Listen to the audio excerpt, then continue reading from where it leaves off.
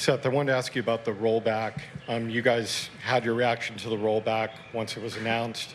What are you now doing kind of behind the scenes at the PGA of America in your diligence to support your members? It wouldn't be behind the scenes if I told you that, would it, Tom?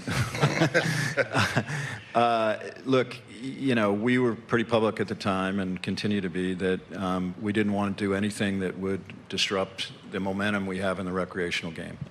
We totally understand what USGA and the R&A are trying to do, which is protect the game for the next 50 years and respect that.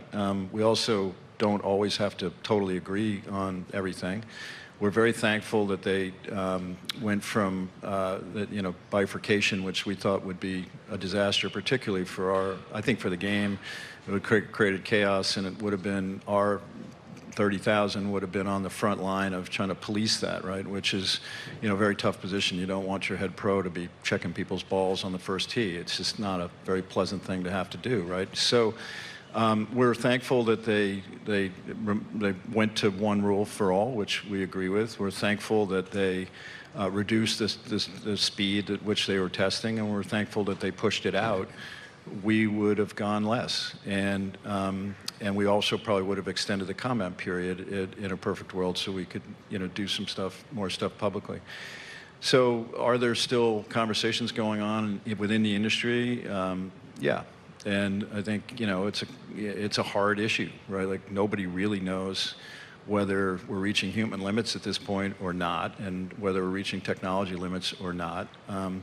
But our, perspective was anything that would make the game harder and less fun is probably not something we're for, while we're finally having the moment of growth that we, have begged for forever. And I feel like we as an industry have created a lot of that. Like, we can all say it's COVID, but there's no question the industry and us kind of leading the charge, I think, put our thumb on the scale in terms of creating all the growth that, that Jeff's talking about.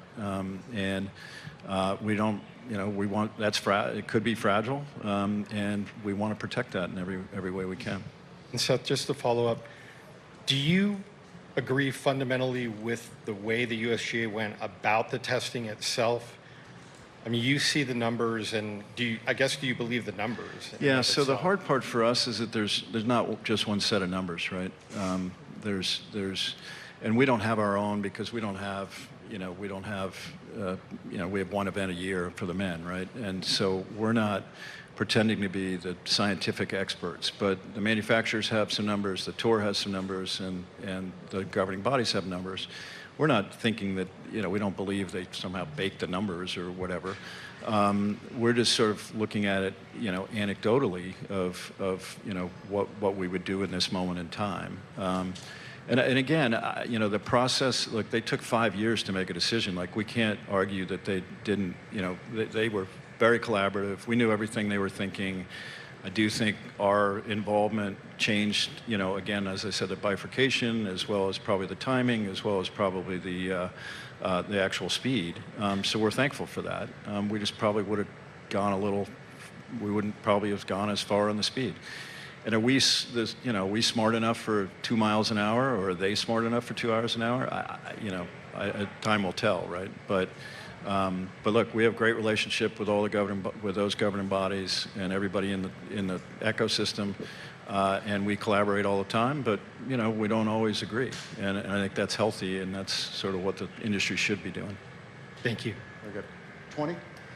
Seth, has your stance on the rollback softened at all as time has gone on? And could you maybe elaborate a little bit on how you feel a potential rollback could affect the game going forward? Yeah, my views are what they were at the time, so I don't think I've softened. I think I said roughly the same thing that I just said, the day that it was announced. So as says John and others that speak for us, Kerry, et cetera. It's far enough out where I'm not sure, that we will know, and I do think.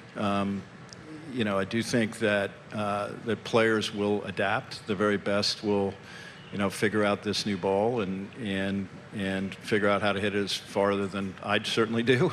And I just, again, I think our biggest fear is for, that part of the game that is growing. Are you gonna sort of disrupt that for one half of 1% that are out there, right? And where do you draw the line of what's elite and what's not?